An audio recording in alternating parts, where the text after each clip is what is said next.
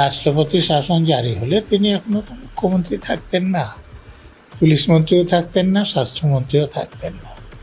অতএব মমতা ব্যানার্জি কখনো যুক্তিপূর্ণ কথা বলেন না, সত্যি কথা বলেন না, ঠিক কথা বলেন না। অধিকাংশ সময়ই অযৌক্তিক কথাবার্তা বলেন, মিথ্যে কথা বলেন, বেঠিক কথা বলেন। বললো মদন মিত্র, তিনি আজ ভোট প্রচারে বেরিয়েছেন। ভোট প্রচারে বেরিয়ে রীতিমতো প্রধানমন্ত্রী, স্বরাষ্ট্রমন্ত্রীকে গবেট বলে তিনি আখ্যায়িত করছেন। পাগলরা অন্য লোককে পাগল বলে কিনা? তো তাহলে যারা গবেট বলছে তারা কি, সেটা আমার বলতে খারাপ লাগছে। যে অফিসারদেরকে আনা হয়েছে তারা তো এই রাজ্যেই কাজ করছেন।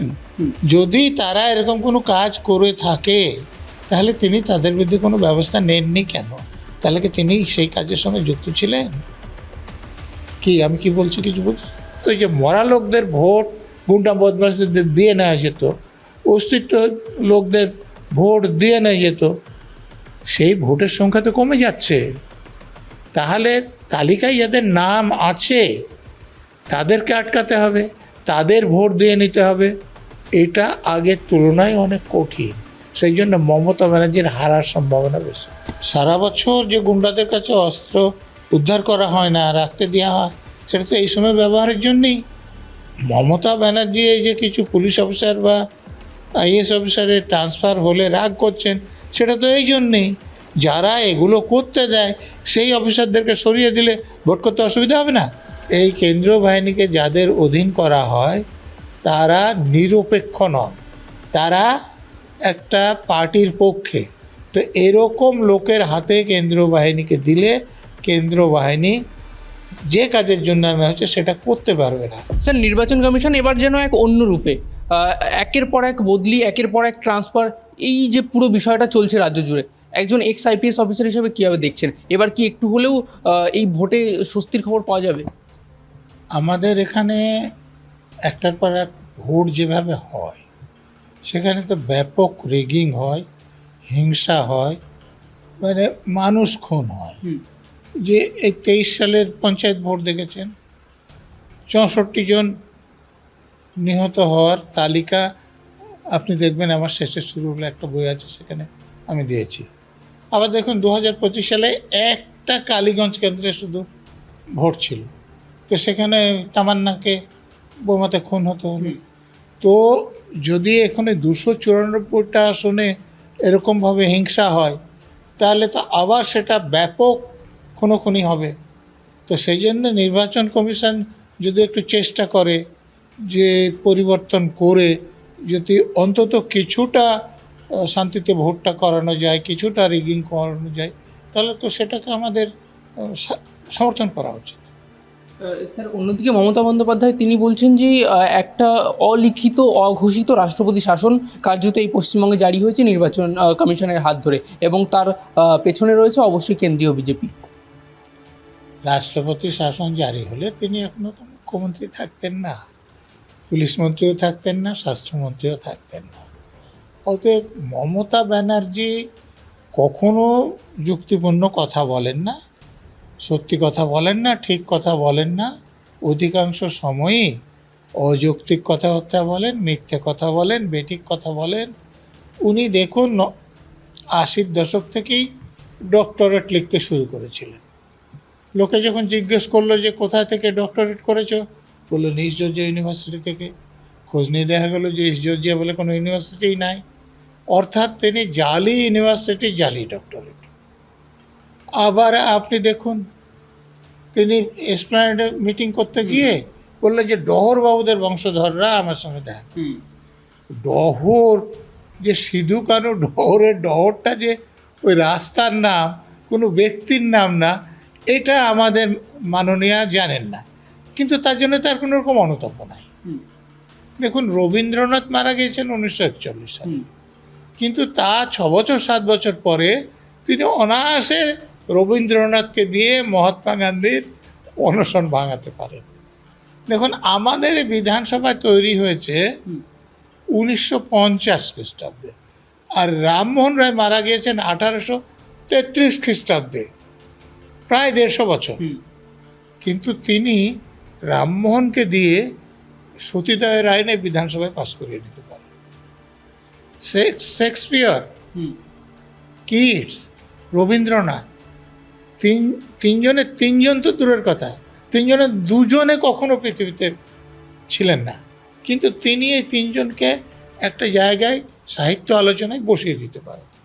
মানে তার প্রতিভা এত বেশি যে তার সম্বন্ধে কিছু মন্তব্য করা খুব শক্ত। স্যার আরেকটা বিষয়, এই প্রতিভার কথা থেকে মনে পড়লো মদন মিত্র, তিনি আজ ভোট প্রচারে বেরিয়েছেন। ভোট প্রচারে বেরিয়ে রীতিমতো প্রধানমন্ত্রী, স্বরাষ্ট্রমন্ত্রীকে গবেট বলে তিনি আখ্যায়িত করছেন। এই রাজনৈতিক এই যে ভোটের দ্বন্দ্বতা, এর মাঝখানে এই রকম কুরুচিকর মন্তব্য করা এই পশ্চিমবঙ্গের রাজনীতির জন্য কতটা কি ভালো?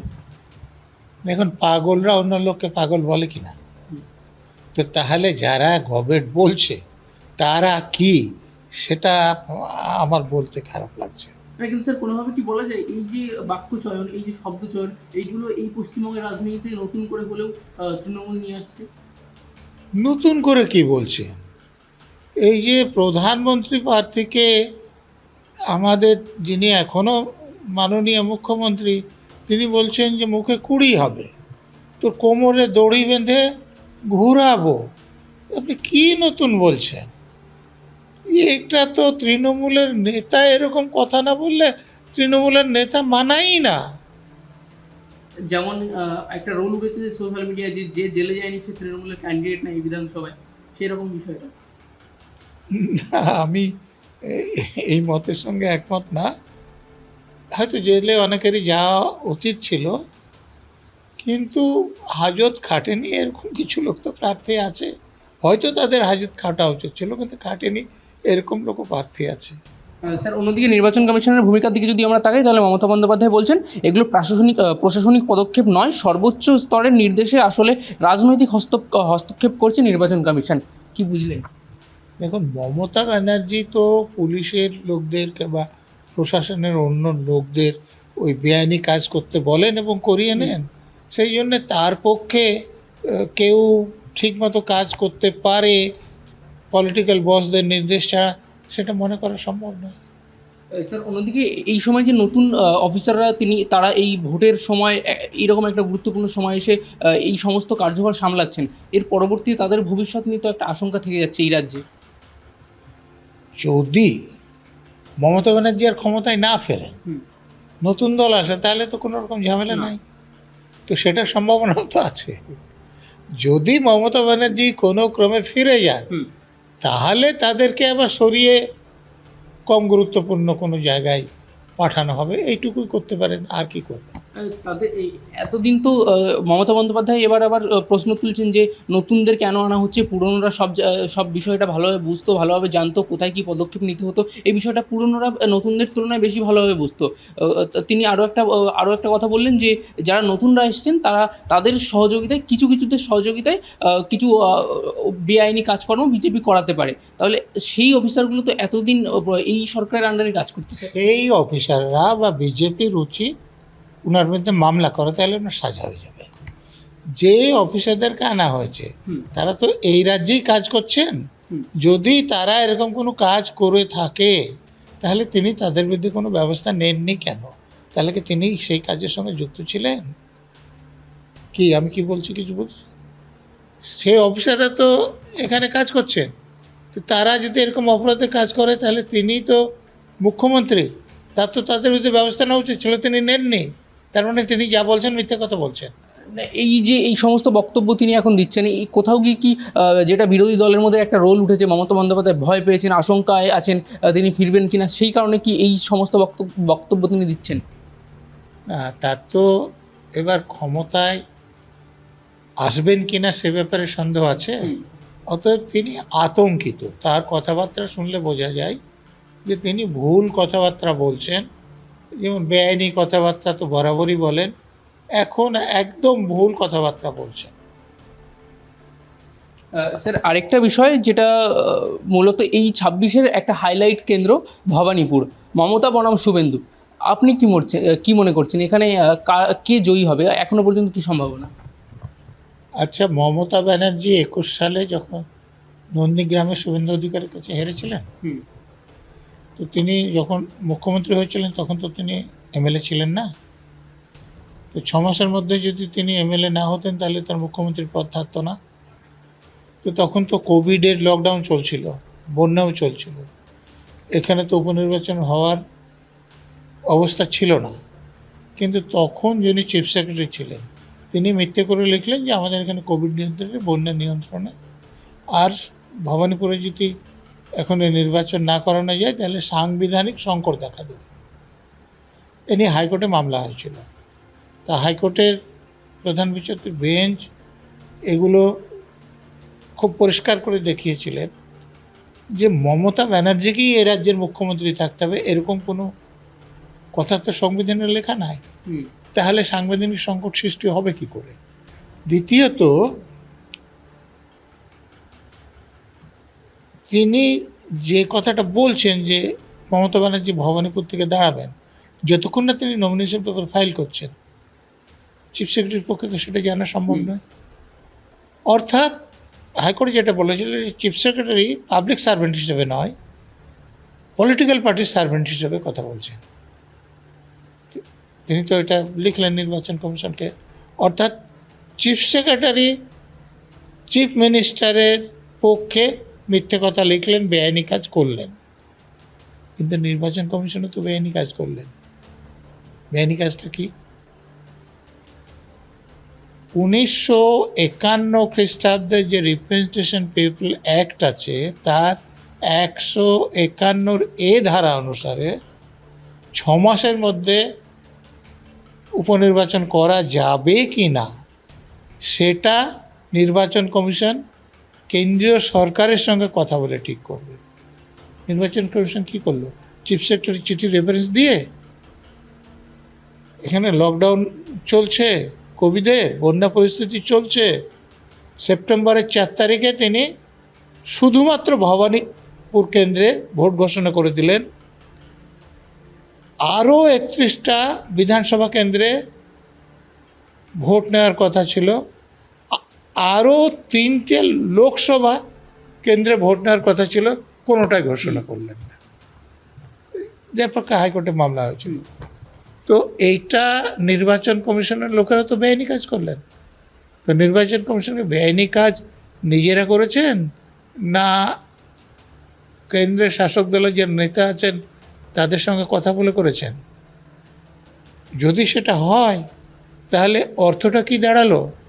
যে মমতা ব্যানার্জি যে এমএলএ নয় বলে মুখ্যমন্ত্রীর পদ থেকে সরে যেতে হবে, সেটা যাতে না হয় সেই ব্যবস্থা বেআইনিভাবে কেন্দ্রের শাসক দলের নেতাটা করলেন না। কি ধারণা পরিষ্কার? তো যদি তারা মমতা ব্যানার্জিকেই মুখ্যমন্ত্রী রাখতে চান তাহলে তার বিপক্ষে যাকে দাঁড় করিয়েছেন তাকে তারা জেতাতে চাইবেন কি? জেতাতে যদি চান তাহলে কিন্তু মমতা ব্যানার্জির হারার সম্ভাবনা আছে। কারণ এই যে ভোটার তালিকা সংশোধনে সব মরা লোকের নাম বাদ যায়নি, কিন্তু কয়েক হাজার বাদ দিয়েছে। এবং ভবানীপুরে সব মিলিয়ে বাদ যাওয়া নামের সংখ্যা 50,000-এর কাছাকাছি। এবং এই যে ডিসক্রিপেন্সি নিয়ে যে কোনো বিচার বিবাদ চলছে, লজিক্যাল ডিসক্রিপেন্সি, তাতে আরও কিছু বাদ যেতে পারে। অর্থাৎ ওই যে মরা লোকদের ভোট গুন্ডা বদমাশদের দিয়ে নেওয়া যেত, অস্তিত্ব লোকদের ভোট দিয়ে নেওয়া যেত, সেই ভোটের সংখ্যা তো কমে যাচ্ছে। তাহলে তালিকায় যাদের নাম আছে তাদেরকে আটকাতে হবে, তাদের ভোট দিয়ে নিতে হবে। এটা আগের তুলনায় অনেক কঠিন। সেই জন্য মমতা ব্যানার্জির হারার সম্ভাবনা বেশি। স্যার, এখনও যেখানেই প্রার্থীদের নমিনেশন ফাইল করা শুরু হয়নি, এই সময়তেই তৃণমূলের উপর অভিযোগ উঠছে তৃণমূলের এক কর্মী সে বোমা বাজছিল, আইএসএফের কর্মী তাকে বাধা দিতে যায়, তাকে প্রচণ্ড মারধর করা হয়। এই মুহূর্তে এই সব গণ্ডগোল এখনই মাথাচড়া দিয়ে উঠছে স্যার। তো এখনই তো মাথাচড়া দিয়ে ওঠার সময়। সারা বছর যে গুন্ডাদের কাছে অস্ত্র উদ্ধার করা হয় না, রাখতে দেওয়া হয়, সেটা তো এই সময় ব্যবহারের জন্যেই।